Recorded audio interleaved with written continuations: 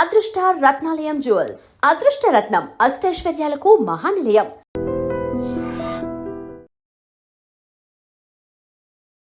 And me career విషయానికి వస్తే sir, అంటే మీరు అసిస్టెంట్గా ఒక 10 ఏళ్ళు మీ గురువు గారి దగ్గర వర్క్ చేశారు. ఇవన్నీ మనం తర్వాత మాట్లాడదాం. మీరు డైరెక్టర్ అయింది ఫస్ట్ టైం, శ్రీహరి గారు ఛాన్స్ ఇచ్చారు, సినిమా స్టార్ట్ అయింది, ఏదో కారణాల వల్ల మధ్యలో ఆగిపోయింది. మీరు ఇంతవరకు అన్ని దగ్గరలా చెప్పారు.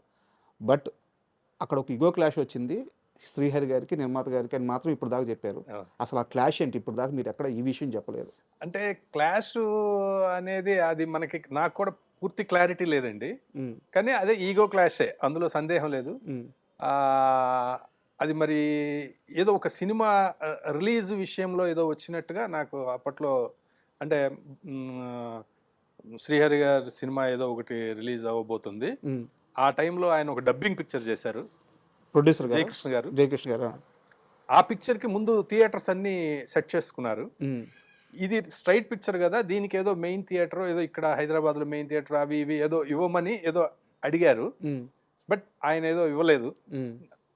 ఇలాంటి దగ్గర ఏదో క్లాష్ వచ్చింది అనేది ఒక ఇది ఆ టైంలో. ఇంకా అవి జనరల్గా ఏమవుద్దండి, ఆ ఇద్దరు మాట్లాడుకోవడం మానేశారు. ఓకే, అంటే ఇద్దరు మాట్లాడుకుంటే అన్నీ అయిపోతాయండి.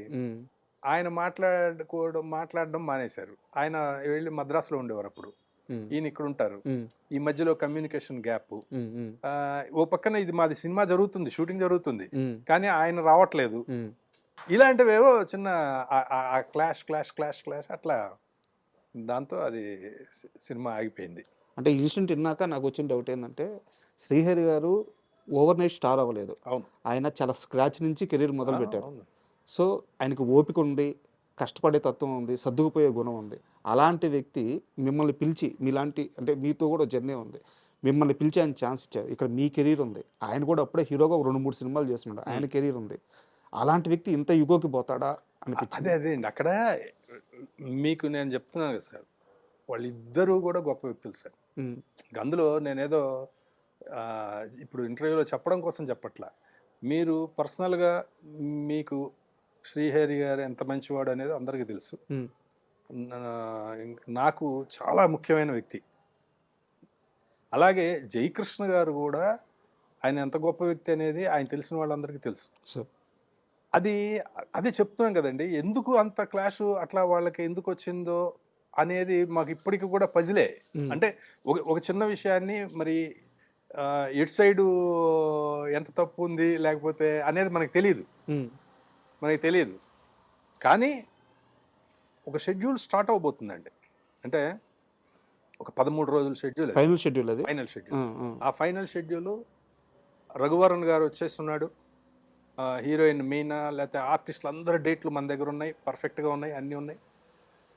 అక్కడ ఏంటంటే శ్రీహరి నాతో ఆయన మాట్లాడట్లేదు అని చెప్పి ఒక మధ్యలో ఉన్న మేనేజర్స్కి ఏం చెప్పారంటే, ఆయన నాతో ఫోన్లో మాట్లాడితేనే నేను రేపు షూటింగ్కి వస్తా అని చెప్పారు. ఓకే అని చెప్పారట.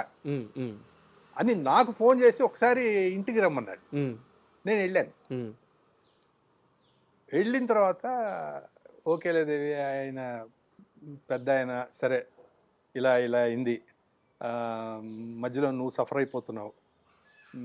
నేనైతే ఇలా అన్నాను, ఫైనల్గా మాట్లాడకపోతే నేను రాను అని చెప్పాను, కానీ నేను వస్తాను, నువ్వు ప్రిపేర్ అయిపో, రేపు షూటింగ్ చేద్దామని చెప్పారు. ఓకే అని నేను ఆఫీస్కి వచ్చేటప్పటికి ఆయన అంతకుముందు నేను మాట్లాడకపోతే రాను అన్నది ఆయనకి పోస్ట్ అయిపోయింది మద్రాసులో ఉన్న ప్రొడ్యూసర్ గారికి. ఆయన అసలు నేను సినిమానే ఆపేస్తున్నాను అన్నాడు. ఓకే, నేను ఎందుకు చెప్పారండి, నన్ను పిలిచాడు తను, నేను వెళ్తున్నాను, వెళ్ళి వచ్చేదాకా ఎందుకు ఆగలేదు, ఎందుకు చెప్పేశారంటే, మరి మా బాధ్యతగా మేము ఆయన అన్నది ప్రొడ్యూసర్ గారికి చెప్పాలి కదండి అన్నారు వాళ్ళు. ఆయన నాకు సినిమానే వద్దు, నేను ఆపేస్తాను, వచ్చేదాకా ఆగుంటే సినిమా అయిపోయేది. సార్ ఆ మూవీ నేమ్ ఏంటి సార్? దాసు. ఓకే, ఆ సినిమా ఆ తర్వాత ఆ మొక్కలన్నీ జాయిన్ చేసి సినిమా రిలీజ్ చేశారండి. ఏది 12 రోజులు షూటింగ్ బ్యాలెన్స్ ఉంది. ఓకే, సినిమా తర్వాత 8 ఏళ్ల తర్వాత అది రిలీజ్ అయింది. అంటే వచ్చింది పోయింది కూడా తెలీదు. అంటే ఆ సినిమాకి ఏం కావాలో మనం ఒక సీన్ తీస్తామండి, ఫస్ట్ సీన్ తీస్తాం, మళ్ళీ 2-3 తీయం, మళ్ళీ 4-5 తీస్తాము, 6వ సీన్ తీయం, 7వ సీన్ తీసుంటాము, ఇట్లా ఉంటుంది కదా.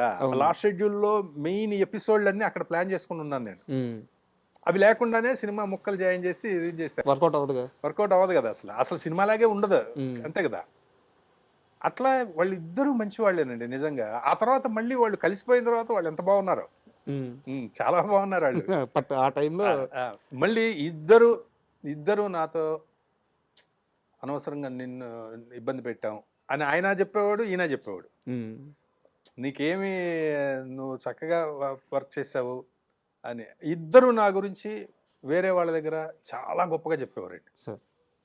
అది ఎందుకంటే ఎక్కడైనా ఎవరైనా కనిపిస్తే నీ గురించి శ్రీహరి ఇలా చెప్పాడయ్యా అని చెప్పేవాళ్ళు, నీ గురించి జయకృష్ణ గారు ఇలా చెప్పారు అని ఈవీవి గారు చెప్పారు నాకు, మా గురువు గారు కోడి రామకృష్ణ గారు చెప్పారు.